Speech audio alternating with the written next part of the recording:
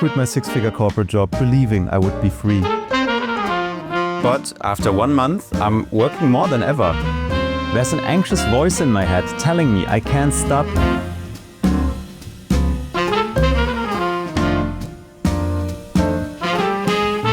And strangely, I'm enjoying it.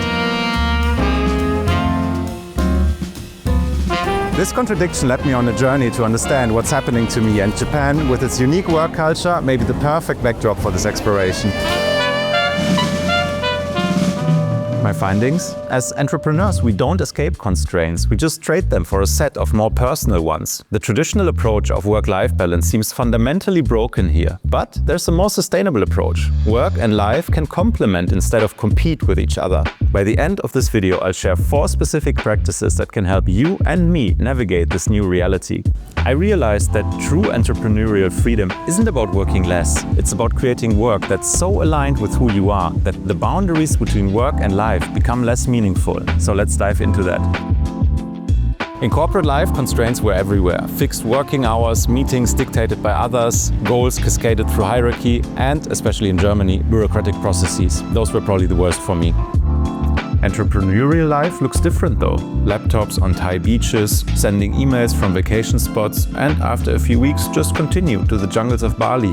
That's what I see on social media at least, so no surprise that young people flock towards entrepreneurship. And looking back at my first month of entrepreneurship, I truly lost some constraints. No boss, annoying meetings, or rage-invoking processes. However, it seems like I have traded those for a whole new set. The clock for success is ticking. My runway isn't unlimited. I can't just pursue any idea. Customers decide with their wallets. And work can expand into every corner of my life with the full weight of responsibility on my shoulders alone. I left chess with its clear board, defined moves, and established strategies to play an open world game where I make the rules myself. But in this game, physics still applies, resources still deplete, and other players still have their own agendas. It's different, surely, but I'm still constrained either way. So, did I actually gain anything from this transition? Looking more closely, it's not the constraints themselves. I'll not be able to shake them off completely, but rather their nature and relationship towards myself. In corporate life, constraints existed at a comfortable emotional distance from my core identity. Following arbitrary deadlines? Well, those weren't my decision. Frustration was directed towards my job, not towards myself. This direction, though, has changed dramatically. My goals and timelines are created and accepted by myself. Separating work problems from personal ones becomes quite challenging. Those constraints are now not just rules to follow, but a direct expression of my values, choices, and vision of what matters. This may also be the reason why entrepreneurs experience higher levels of anxiety, but also higher levels of well-being. And with those constraints so deeply integrated within one's identity, the traditional boundaries of work time and personal time seem to dissolve. Well, that's exactly how I feel right now. I started writing the script during a bank holiday and now I'm filming it during my vacation. Yet, it doesn't feel like I'm working, more like a hobby. I enjoy what I'm doing, something that I have rarely felt in the last 10 years of my career. So, when given total control over my time, I tend to do more things, create more stuff, work more. Isn't that weird? According to research, this is known as the autonomy paradox. When people have freedom over their work, they often start pushing themselves. So even intense efforts feel like their own decision. Almost like a hobby or a game you choose to play. Having this perceived control makes it feel like you're acting out of free choice. Even when working excessively, you start pushing yourself, not because someone else is telling you to, but because you feel it's your own responsibility. This paradoxical drive helps explain why entrepreneurs work significantly more than their corporate peers.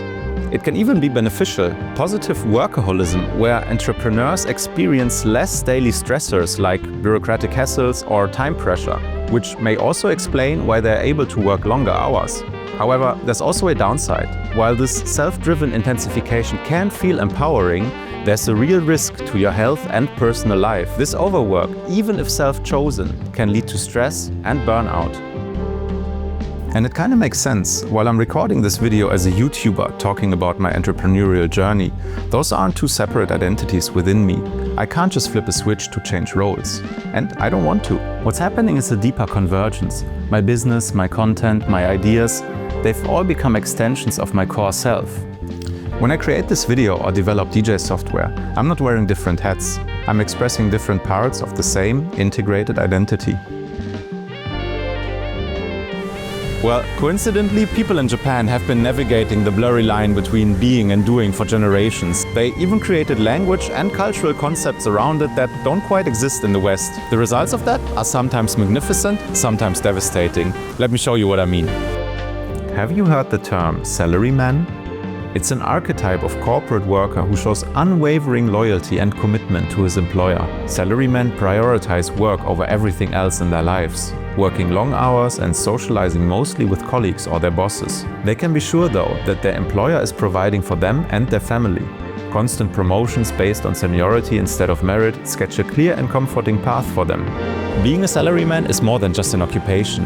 It's a fundamental identity fulfilling multiple roles simultaneously, an ideal of economic contribution and masculinity. Work is not something he does, it's something he is. Of course, this places huge expectations and intense pressure on the individual. It can lead to the ultimate catastrophe, karoshi.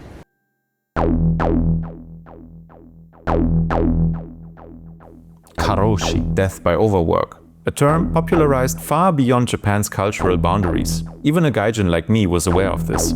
Mr. A worked at a major snack food processing company for as long as 110 hours a week, not a month, and died from heart attack at the age of 34. His death was approved as work-related by the Labor Standards Office. That's a typical karoshi case as described in a report by the World Labour Organization. While karoshi is undoubtedly a rather horrific outcome of such an identity alignment, let's look at a different one. I bet most of you have already seen beautifully handcrafted pottery, woodworking items, or even sushi prepared by true Japanese masters of their craft. Some of these masterful artisans are referred to as shokunin. Shokunin loosely translates to craftsman, but it actually extends far beyond technical proficiency. It includes a holistic life philosophy and social role. The shokunin identity embodies several core values that blur the line between professional practice and personal character. Mainly, continuous improvement, also known as kaizen, adherence to highest quality standards, and pursuit of mastery at all levels. They have enrolled in sometimes decade-long apprenticeships, starting with pure observation of their mentors. All this dedication to become true masters of their craft. They find profound meaning and fulfillment in their work. It's not just a way to make a living, but it's an integral part of their sometimes even multi-generational identity. I'm not surprised that the artifacts that they create are honored by cultural practices such as kintsugi instead of simply being thrown away. This alignment with your work is not simply identification, it's identity fusion. And I'm not making it up, it's a real psychological term. It's a sense of oneness with a group where the boundaries between personal and social identities become highly permeable. They can simply dissolve and become functionally equivalent. Success or failure in one area is experienced as such in the other too. If their group is under attack, it can feel similar to a family member in distress. That's how deep they are connected to their group or their work. The process of identity fusion can start already before doing any meaningful entrepreneurial work. People shift their identity as they develop an aspiration. This aspiration is a desirable future self, an aspiration of who they want to become. And looking at myself, our startup doesn't have any customers yet, my channel very few views, yet I'm already talking of myself as entrepreneur or YouTuber. My aspiration has already developed. Is it always a bad thing though? Well, as with karoshi and shokunin, most things exist on a spectrum. Despite working longer hours, entrepreneurs often report greater happiness due to a greater sense of meaning, personal autonomy, and job satisfaction. Entrepreneurs can handle extreme challenges because they love their business, similar to how new parents function through exhaustion because they love their child. However, obsession can lead to burnout, and if your existence is tied to making that sale, an existential crisis because business is not running well isn't particularly something desirable. So what do we make out of this? How can I set myself up to not have an existential crisis every week because no one is watching my videos?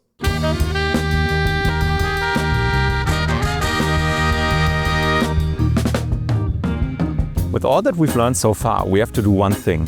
Throw the traditional concept of work-life balance into the bin. When personal and work life are tied so closely together, we can't simply separate them. By trying to do so, we only create constant tension and guilt. There's no two dimensions of work and life. There's only one. So there can be no balance. Instead of clinging to this perceived balance, we can acknowledge that one's personal and professional life have already merged. It doesn't mean that we abandon all boundaries, but create a schedule that prioritizes our responsibilities in accordance to what's really important, allowing our work to flow into our personal time where it's meaningful, but also completely protecting our personal time when it's needed for recovery. Yes, entrepreneurs have constraints, but they are aligned with their own values. The difference here, though, is intention. While Shokunin choose deep personal integration with their purpose, salarymen often have it imposed on them externally.